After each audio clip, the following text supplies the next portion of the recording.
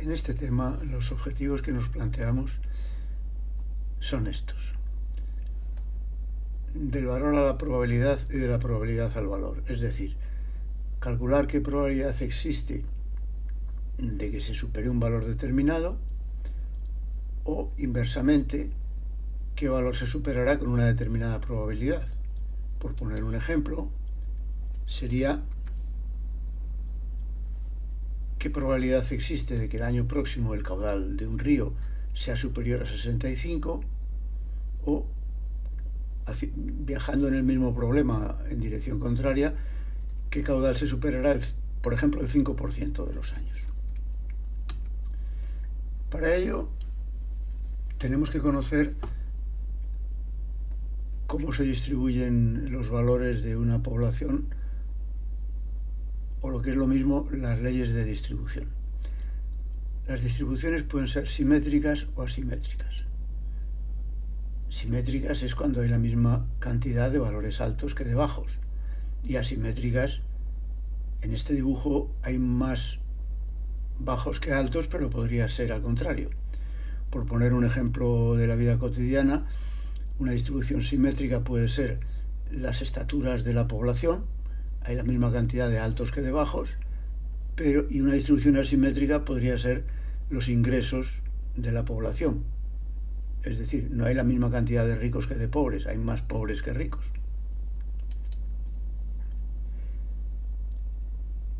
En la naturaleza hay muchos valores que se ajustan a distribuciones simétricas: el tamaño de los árboles o el peso de los mejillones.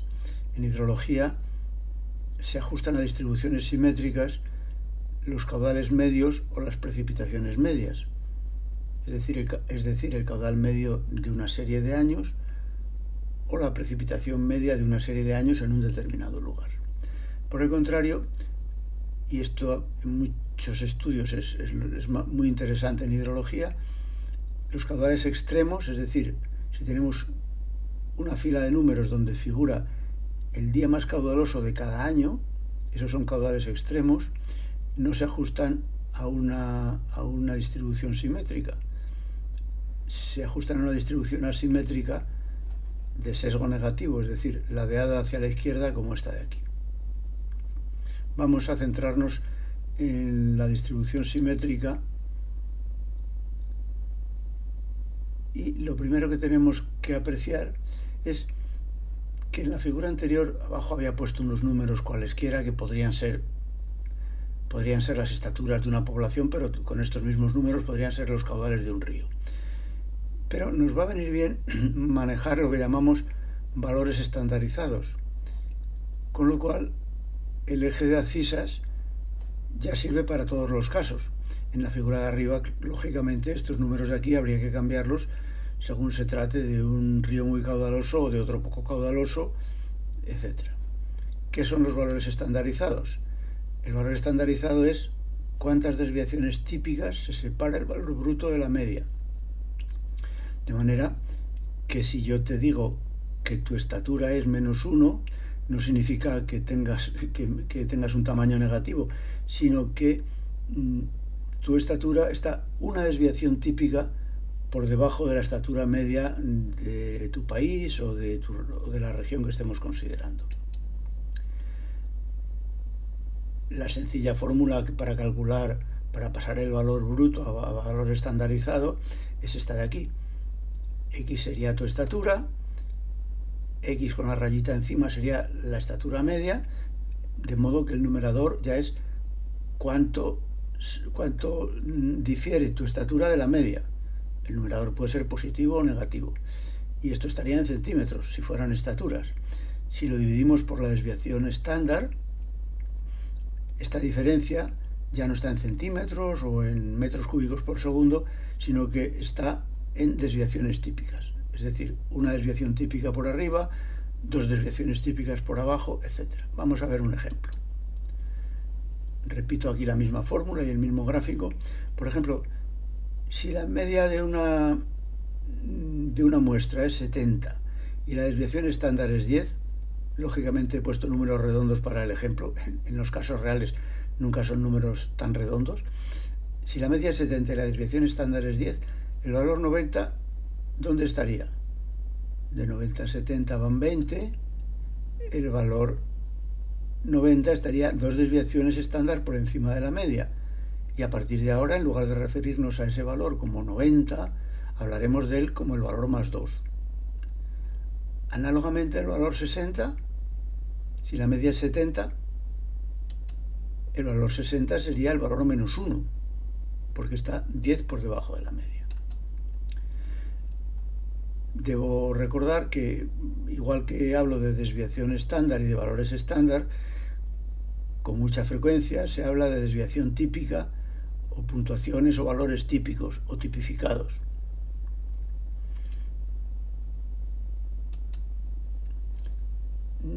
La distribución simétrica más conocida es la de Gauss.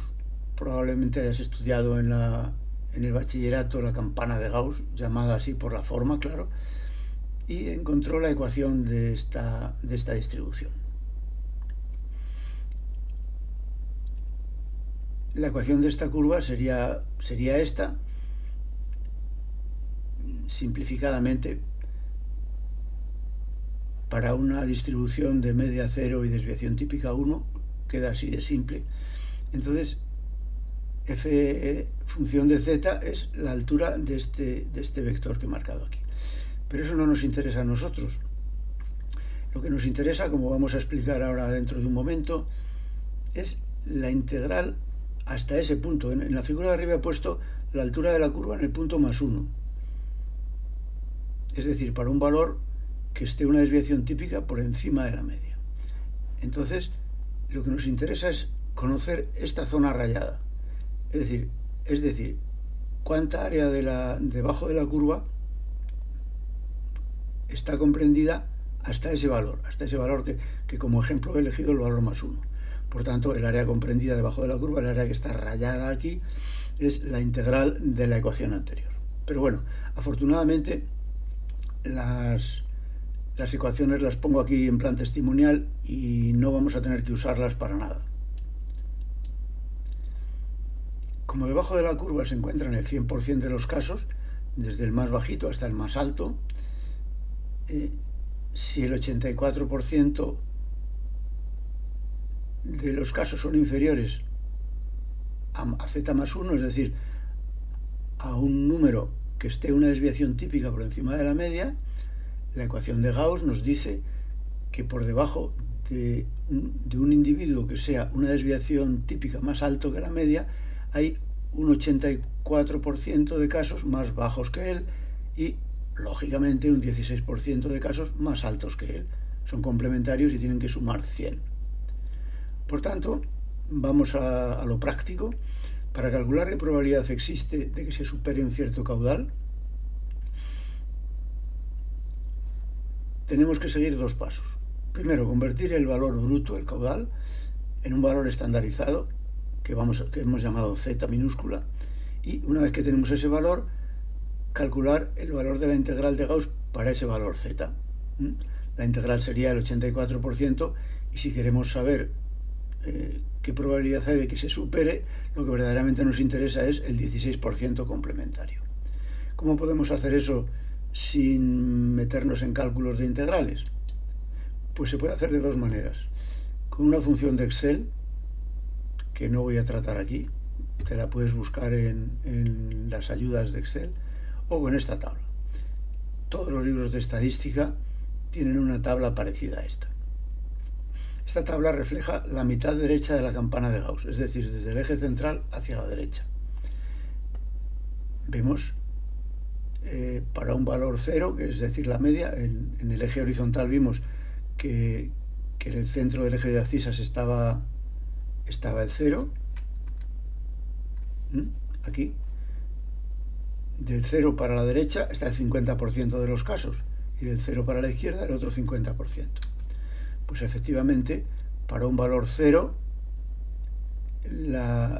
los valores de las columnas es la segunda decimal. Para un valor 0,00, el 50% está a la derecha. Por tanto, supongamos que tenemos un caudal bruto, el que sea, puede ser un río grande o pequeño, y conociendo su media aritmética y su desviación típica, hemos calculado que ese caudal tiene un valor de más 1,65, es decir, que está 1,65 más alto que la media. ¿Cómo calculamos su probabilidad? Buscamos el 1,6 en el eje de la izquierda y el 5, que es la segunda decimal, lo buscamos arriba. 1,65, leemos el valor 0,04, bien, 0,04947, si lo queremos expresar en tanto por ciento, es 4,94 o 95, redondeando, es la probabilidad de que se supere un caudal que sea 1,65 desviaciones típicas más alto que la media. Nos puede interesar el caso inverso, es decir, no del caudal a la probabilidad, sino de la probabilidad al caudal. Supongamos que queremos calcular qué caudal se superará el 10% de los años. Podríamos haber elegido el 5% o el 15%. El 10%, pues tenemos que hacer el cálculo anterior, el mismo viaje en dirección contraria. Antes fuimos de los bordes de la tabla al interior y ahora vamos a ir del interior de la tabla hacia los bordes. Como es el 10%, que he elegido eso como un ejemplo, busco dentro de la tabla el valor más próximo a 0,10, que es el 10%. El valor más próximo a 0,10 es este que he marcado aquí en el óvalo azul, y subo hacia los bordes de la tabla. Hacia la izquierda tengo 1,2 y hacia arriba tengo el 8. Por tanto, el 10% de los casos serán superiores a más 1,28. ¿Y a qué caudal corresponde más 1,28?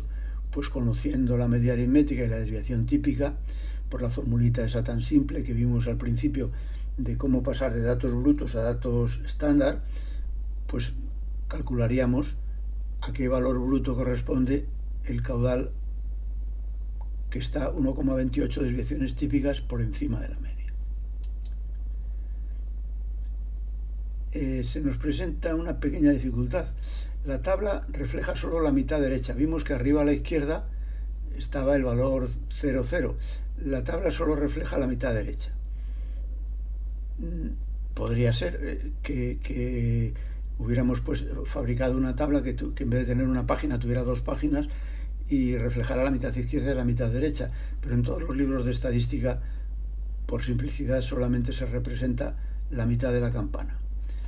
Vamos a hacer un cálculo de la mitad izquierda. ¿Qué probabilidad hay de que z sea mayor de menos 1,26? Es decir, este es un valor bajito, está a 1,26 desviaciones típicas por debajo de la media. Claro, en la tabla que hemos visto antes, llena de números, no había valores negativos. Podríamos mirar el 1,26, pero no el menos 1,26. Bien, lo que nos interesa, es decir, la probabilidad de que se supere un caudal bajito que sea menos 1,26 en puntuaciones estándar, es esta zona verde. Esta zona verde es el 100% menos esta partecita blanca de aquí. Esta partecita blanca de aquí es idéntica a la parte roja que he marcado a la derecha. Y esto ya sí que aparece en la tabla. En la tabla podemos mirar 1,26. Entonces miro en la tabla, igual que antes he mirado otro valor. En la tabla yo miro la probabilidad de que z sea mayor de más 1,26 es 0,104. Por tanto, ya sé que esta parte roja es el 10,4% de la curva.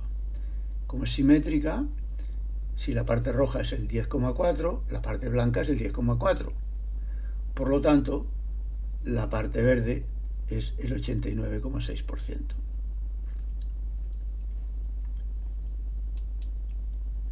Vamos ahora con las distribuciones asimétricas. Dijimos al principio que los caudales máximos y las precipitaciones máximas no se distribuyen de una manera simétrica, que haya la misma cantidad de bajos que de altos, sino que se distribuyen de una manera asimétrica, normalmente con sesgo negativo, es decir, que hay más bajos que altos. Hay muchas fórmulas que se utilizan para reflejar una distribución asimétrica, y cada país o cada estado tiene su estándar. Nosotros vamos a usar la de cálculo más simple, que es la ley de Gumbel. la ley de Gumbel nos indica que la probabilidad de que se presente un valor inferior a un valor x es esta de aquí. E es la base de los logaritmos neperianos. Esta fórmula que he puesto aquí, que tiene 3 pisos, un matemático la pondría de manera, diría, exponencial de menos exponencial de. Pero bueno, yo, para ser quizá más didáctico, lo he puesto de esta manera. E elevado a menos e elevado a menos todo esto. X es el valor que queremos calcular. Por ejemplo, calcular la probabilidad de que se presente un valor inferior o superior a 23 metros cúbicos por segundo. Y la U minúscula y la alfa, vamos a verlas ahora mismo. Si esta fórmula nos da el valor, la probabilidad de que este caudal, el que sea, 23 metros cúbicos por segundo, sea inferior a ese valor, la probabilidad de que sea superior será la complementaria, 1 menos f de x. Bien. Voy a hacer un paréntesis. Sobre todo aquí, cuando hablamos de valores extremos, de caudales extremos, no se habla de probabilidad, sino de periodo de retorno. El periodo de retorno es el inverso de la probabilidad. Si una cosa tiene una probabilidad de suceder de un 1%, sucederá una vez cada 100 años. Por tanto, su periodo de retorno será de 100 años. El periodo de retorno es el inverso de la probabilidad y, lógicamente, viceversa también. Vamos a hacer un ejemplo numérico. Supongamos que teníamos una serie de 55 caudales máximos, tiene que ser el valor máximo de cada año, y le hemos calculado su media y su desviación típica o desviación estándar. Esto es muy sencillo, se puede hacer con Excel y hasta con una calculadora científica elemental se hace también. Bien, ya tenemos la media y la desviación estándar o típica. La alfa y la U minúscula la calculamos con estas fórmulas. Primero hay que calcular la alfa. Para ello disponemos de una tabla. Esto ya no es una tabla de doble entrada como la tabla de Gauss, es una tabla sencilla y varía con el número de datos. Si esta media y esta desviación típica la hemos conseguido a partir de 55 números, de 55 datos, pues tomamos estos valores. Mu, la U con este rabito es mu, y esta otra letra griega con forma de cañoncito es sigma minúscula. Mu sub i es 0,55 y sigma sub i 1,16. Los anotamos porque van a figurar aquí en las fórmulas. Bien, cálculo de la alfa. La desviación típica o estándar de la muestra, que es el 13,22, dividido por este valor que hemos mirado en la tabla. En este ejemplo nos da 11,3. U minúscula. La media aritmética de nuestros 55 valores, menos mu sub i, que también lo hemos mirado en la tabla, multiplicado por alfa, que lo acabamos de calcular ahora mismo. Entonces, aquí lo tenemos y U minúscula nos da 15,74. Ya podemos entrar directamente en la fórmula de Gumbel. El exponente, que es lo único que tiene truco, pues x es el valor que queremos calcular. El problema nos pregunta, lee arriba, calcula el periodo de retorno para un caudal de 60 metros cúbicos por segundo. Por tanto, aquí ponemos 60 menos u, que la u la acabamos de calcular y era 15 y pico, dividido por alfa, que también lo hemos calculado y era 11,36. Bien. Hacemos este cálculo. Es muy sencillo porque cualquier calculadora científica elemental tiene una función que es e elevado a x y obtenemos una probabilidad de 0,98, es decir, el 98% de que sea inferior. La probabilidad de que sea superior será la complementaria, es decir, 1 menos 0,98 nos da 0,0197, es decir, el 1,97%. Como hemos dicho que lo habitual es que nos expresemos en periodo de retorno, pues hacemos el inverso. El periodo de retorno es el inverso de la probabilidad. 1 dividido 0,197, 50 años. Es decir, de acuerdo con la ley de Gumbel, en la población que está representada por esta muestra de 55 datos, con esta media y con esta desviación estándar, se supone que el caudal 60, se presenta aproximadamente cada 50 años.